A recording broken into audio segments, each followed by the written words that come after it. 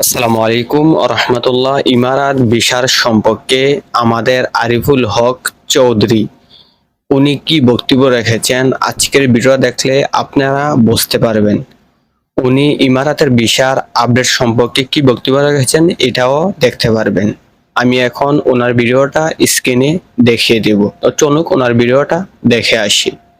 আরব আমিরাতে শুধু বাংলাদেশের বিষয় না, বাংলাদেশ, পাকিস্তান, নেপাল এবং অন্যান্য দেশেও এখন কি কারণে এটা কি আদেশ তাদের দিয়েছেন সেটার জন্য আমি রাষ্ট্রদূতের সঙ্গে কথা বলার পরে উনি অ্যাপয়েন্টমেন্ট নিয়েছেন। আগামীকাল উনি ওই দেশের হিউম্যান রিসোর্স মিনিস্ট্রির লোকে দেখা করবেন।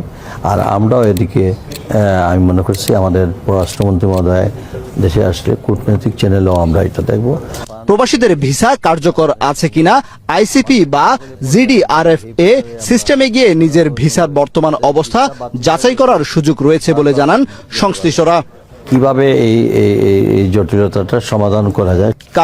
প্রিয় বন্ধুরা, ওনার ভিডিওটা আপনারা দেখতে পেরেছেন। একজন মন্ত্রী আরিফুল হক চৌধুরী, ওনার বক্তব্য যদি এরকম হয়, যারা ইমারত প্রবাসী রয়েছেন তাদের হাল কি অবস্থা হবে, ওনার বক্তব্য দেখে আপনারা বুঝতে পেরেছেন।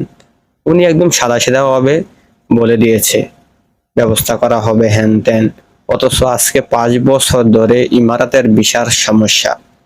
ডক্টর ইউনূস ছিল, তারপর বর্তমানে যিনি সরকার আছে, তারা কেউ ইমারাতের বিশাল সম্পর্কে কোনো সমাধান নিচ্ছে না। এটা আপনারা দেখতে পাচ্ছেন, ইমারাতের বিশাল অনেক সমস্যা। এসব তো আর ভিডিওতে বলা যায় না। এক কোম্পানিতে আরেক কোম্পানিতে চেঞ্জ হতে পারতেছে না, এরকম অনেক সমস্যা। তারপর ইমারাতের বিষয় তো বর্তমানে অফ, এটাও আপনারা জানেন। তো প্রিয় বন্ধুরা, এখন বলার একটাই, প্রবাসী যারা রয়েছেন সকলে যদি প্রতিবাদ করেন তাহলে কিছু একটা হতে পারে সম্ভবত।